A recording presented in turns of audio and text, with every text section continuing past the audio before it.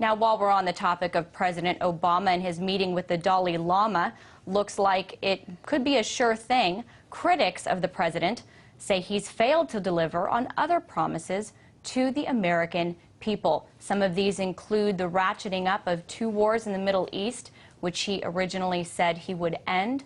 Also, he issued an executive order when he took office saying that he would close the prison at Guantanamo Bay. It's been over a year. That deadline was missed. It did not happen. So joining me now to talk about all of this is Terry Michael, Executive Director of the Washington Center for Politics and Journalism. Mr. Michael, I want to thank you for being here. So Obama, as I mentioned, was going to end the wars. He was going to close Guantanamo Bay.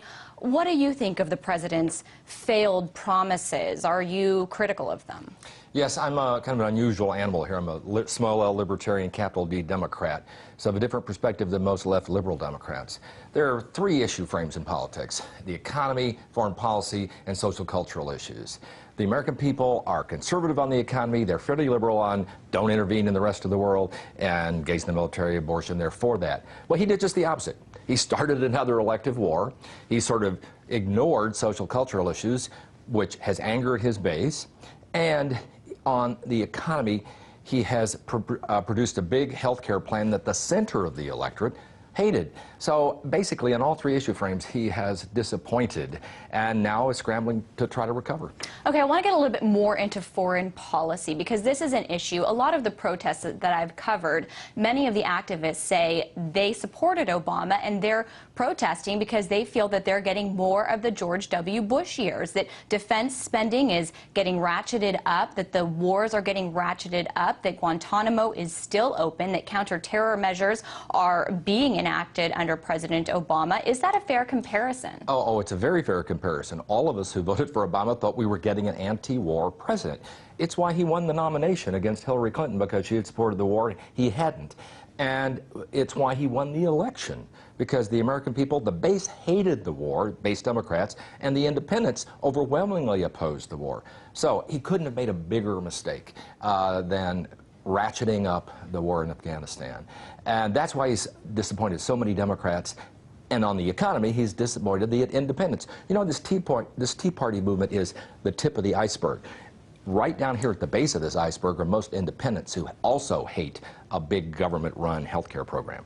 Okay, but let's just say, you know, getting back into the foreign policy issues, maybe it's just a difference between what he wanted to have happen, what his desires were, and reality. Let's look at Guantanamo Bay. Maybe closing Gitmo just proved to be too big of a threat to U.S. national security, and if the president didn't protect national security, I mean, certainly that would be a huge issue with Americans. Well, yes, I think that that's true. I think that Gitmo is the least of his problems. That's more a problem with the left liberals in his base.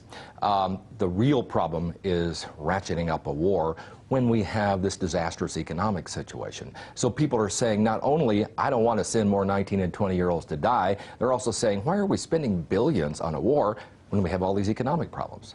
Well, so what do you think that is about? I mean, is it national security? I mean, maybe that's what has to happen in order for the country to be safe.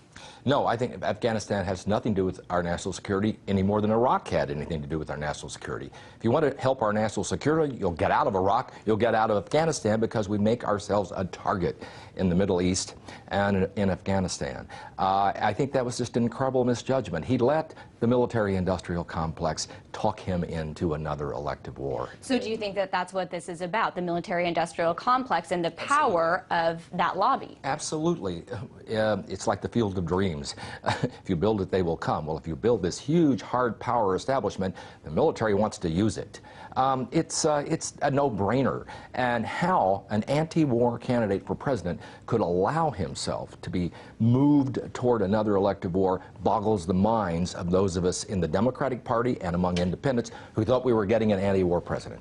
Continues to boggle the mind, but thank you so much for weighing in with your take on the president's failure to deliver on some of those promises. I want to thank you for joining.